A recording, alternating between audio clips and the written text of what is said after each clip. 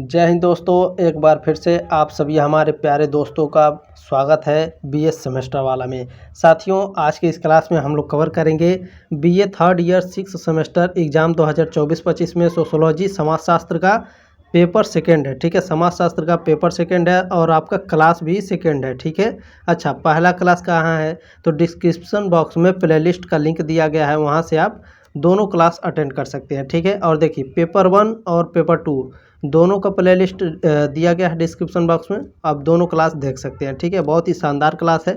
इस क्लास को अटेंड करने के बाद उसे ज़रूर देखिएगा। देखिए, आपके पेपर का नाम बहुत ही मायने रखता है। ठीक है, जो पेपर सेकंड है आपका जेंडर एंड सोसाइटी पेपर का नाम है आपका। ठीक है, लिंग और समाज पेपर 2। चलिए, अच्छा, ये क्लास 2 है। ठीक है, क्लास 2 है, सॉरी। क्लास 2 से दोस्तों objective plus subjective most important question answer वो भी नोट्स के साथ आपको मिलेंगे। ठीक है, तो काफ़ी शानदार ये क्लास होने वाली है। देखते हैं पहला प्रश्न आपका क्या है। पहला प्रश्न है साथियों, भारत में जनगणना सर्वप्रथम किस वर्ष हुई थी? तो 1872 में सबसे पहले भारत में जनगणना हुई थी। ठीक है, अच्छा सर, इसमें मैं कुछ की पॉइंट्स बताऊंगा, देखिएगा काफ़ी शानदार ये की पॉइंट्स है, इससे कई सारे प्रश्न आपके एग्जाम में आएंगे। ठीक है, देखिए, भारत में पहली जनगणना साल 1872 में हुई थी। यह जनगणना ब्रिटिश वायसराय लॉर्ड मेयो के कार्यकाल में हुई थी। ठीक है, ध्यान रखिएगा। भारत में पहली आधिकारिक जनगणना साल 1881 में लॉर्ड रिपन के कार्यकाल में हुई थी। इसे पहली समकालीन जनगणना कहा गया। 1901 से यह हर 10 साल में होने लगी।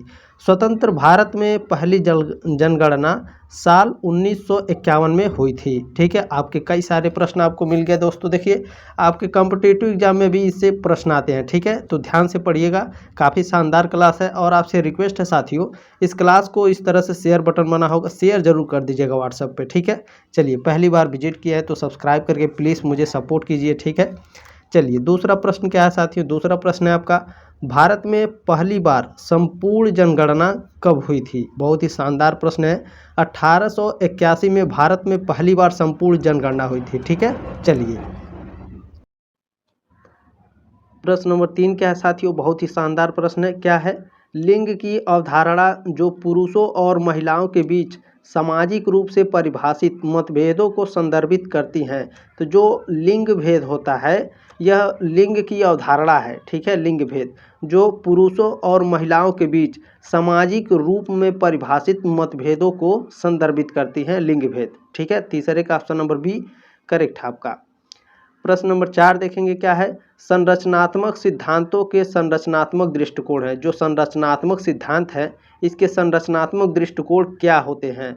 तो आम सहमति सिद्धांत और संघर्ष सिद्धांत, ये दोनों क्या हैं? ये संरचनात्मक सिद्धांत के संरचनात्मक दृष्टिकोण है। ठीक है, ऑप्शन नंबर डी करेक्ट है आपका, ए और बी दोनों। प्रश्न नंबर 5 आपका पूछा साथियों, बहुत ही शानदार प्रश्न है। क्या पूछा है? देखिए, लिंग के संबंध में इनमें से कौन सा कथन सही है? ठीक है, 4 ऑप्शन दिया है आपके, 3 ऑप्शन आपके गलत हैं और 1 ऑप्शन आपका सही है। ठीक है, तो कौन सा कथन सही है भैया?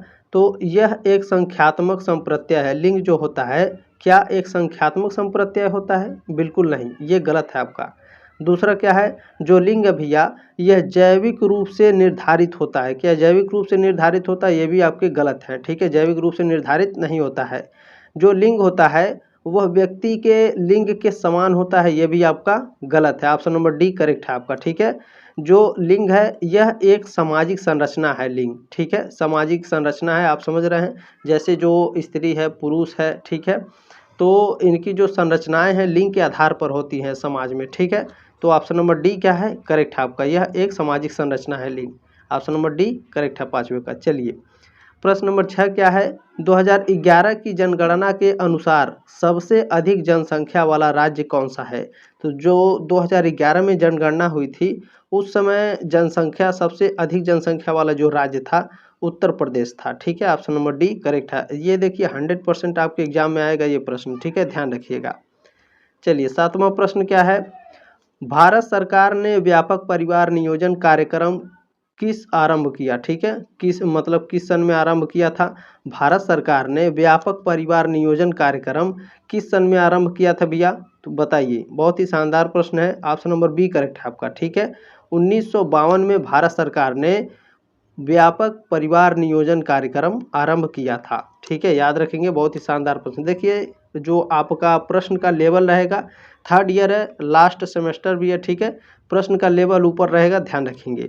8वां प्रश्न का क्या है?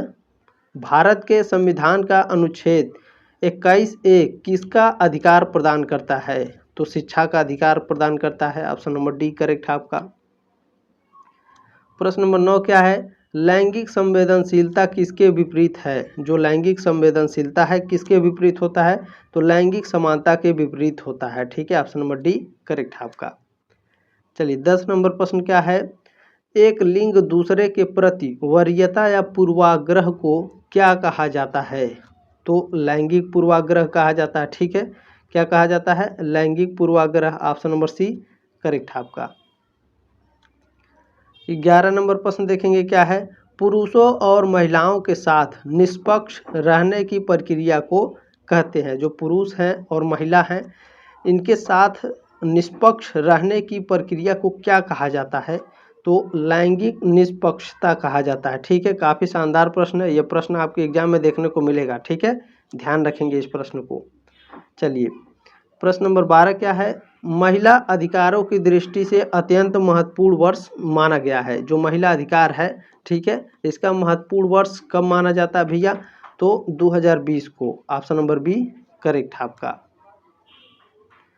13 नंबर प्रश्न क्या है? लैंगिक भूमिका की संकल्पना किसकी पुस्तक से विकसित हुई है? काफ़ी शानदार प्रश्न है, यह एग्जाम में आएगा। ठीक है, ध्यान रखिएगा।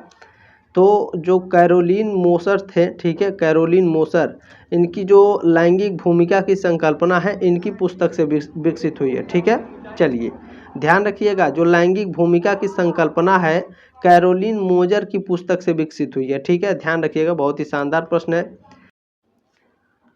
प्रश्न नंबर 14 आपका पूछा साथियों, किसी व्यक्ति के लिंग के आधार पर अवसरों, संसाधनों के आवंटन और सेवाओं तक पहुंच में भेदभाव की अनुपस्थिति को कहा जाता है? तो लैंगिक बराबरी कहा जाता है। क्या कहा जाता है? लैंगिक बराबरी। ऑप्शन नंबर ए करेक्ट है आपका। 15 नंबर प्रश्न क्या पूछा है? पद लैंगिक भूमिका पहली बार 1955 में किसके द्वारा गढ़ा गया? तो जॉन मनी के द्वारा गढ़ा गया था। काफ़ी शानदार प्रश्न है, ये भी प्रश्न आपके एग्जाम में 100% आएगा। ठीक है, जो जरूरी नहीं, देखिए जो मैं कह रहा हूँ 100% आएगा, ये कहीं ना कहीं लगभग आपके एग्जाम में आते हैं। ठीक है, ध्यान रखिएगा इस बात को। मैंने 5th सेमेस्टर में भी आपको पढ़ाया था इसी तरीके से, 6th सेमेस्टर में भी पढ़ा रहा हूँ। ठीक है, तो ध्यान रखिएगा, जो मैं प्रश्न बता रहा हूँ वो लगभग श्योर होते हैं, आ ही जाते हैं। ठीक है, बाकी और भी प्रश्न सारे इंपॉर्टेंट हैं, वो भी पढ़ते रहिए। ठीक है, वो सब भी आ जाते हैं आपके एग्जाम में। चलिए देखिए, पद लैंगिक भूमिका पहली बार 1955 में जॉन मनी के द्वारा गढ़ा गया। ठीक है, चलिए 16 नंबर प्रश्न देखेंगे आपका क्या है?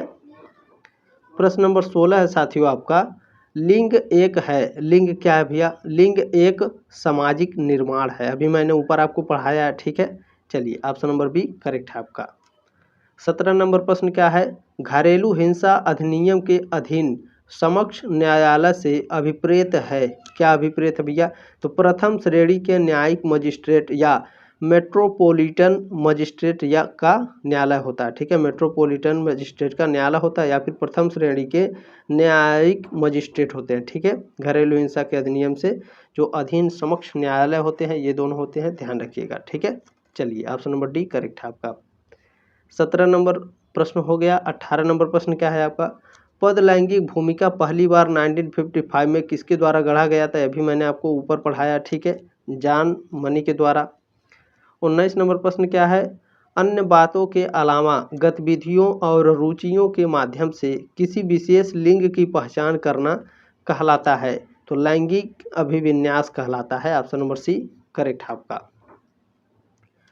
प्रश्न नंबर 20 क्या है? लैंगिक भूमिकाएं हैं। लैंगिक भूमिकाएं क्या है भैया? लैंगिक भूमिकाएं अधिग्रहित व्यवहार हैं। ऑप्शन नंबर ए करेक्ट है आपका।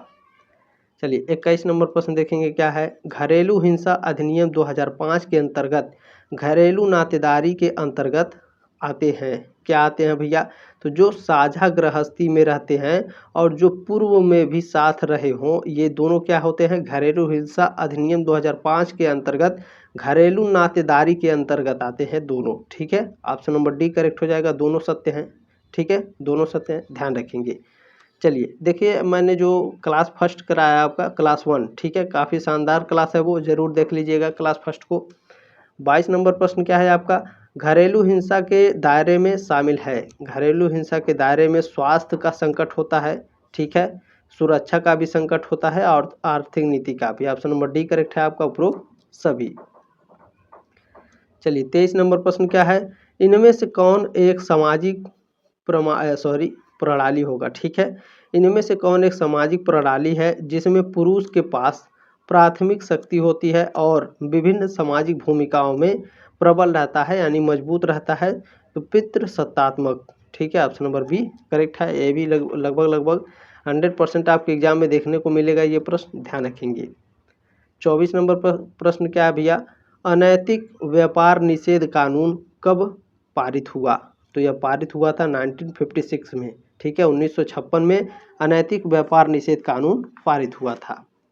अगला प्रश्न क्या है, प्रश्न नंबर 25 है आपका, दहेज निषेध कानून कब पारित हुआ। दहेज निषेध कानून 1961 में पारित हुआ था, दहेज निषेध कानून, ठीक है। चलिए अच्छा, इसमें कुछ की पॉइंट्स मैं बता रहा हूँ, ध्यान रखिएगा। भारत में दहेज देने या लेने पर रोक लगाने के लिए संसद ने 20 मई 1961 को दहेज निषेध अधिनियम पारित किया था। इस अधिनियम का संक्षिप्त नाम दहेज निषेध अधिनियम था, ठीक है, इस अधिनियम का संक्षिप्त नाम दहेज निषेध अधिनियम 1961 है, ठीक है। यह अधिनियम जम्मू कश्मीर राज्य को छोड़कर पूरे भारत पर लागू होता है, ध्यान रखेंगे, ठीक है। चलिए प्रश्न नंबर 26 क्या है, महिला अमर्यादित चित्रण निषेध कानून कब पारित हुआ। यह पारित हुआ था 1986 में, 1986 में महिला अमर्यादित चित्रण निषेध कानून पारित हुआ था। 27 नंबर प्रश्न क्या है, विविधता में क्या शामिल है। विविधता में क्या शामिल है भैया, विविधता में जाति और लिंग तक ही सीमित नहीं है, ठीक है, जो विविधता होता है। ऑप्शन नंबर डी करेक्ट है आपका।